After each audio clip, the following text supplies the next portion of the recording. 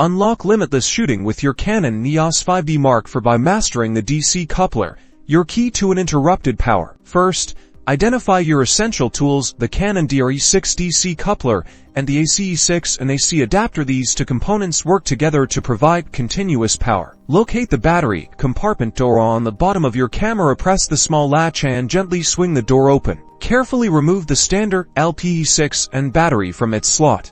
Now, take your DRE6 DC coupler. Notice, shaped just like your camera's battery, but with a cable extending from it. Insert the DC coupler into the battery compartment, just as you would a regular battery. Make sure the cable is oriented towards the small rubber flap on the side of the battery door opening. Thread the DC coupler cable through this designated cable channel on the battery door. This small detail is crucial for the door to close securely.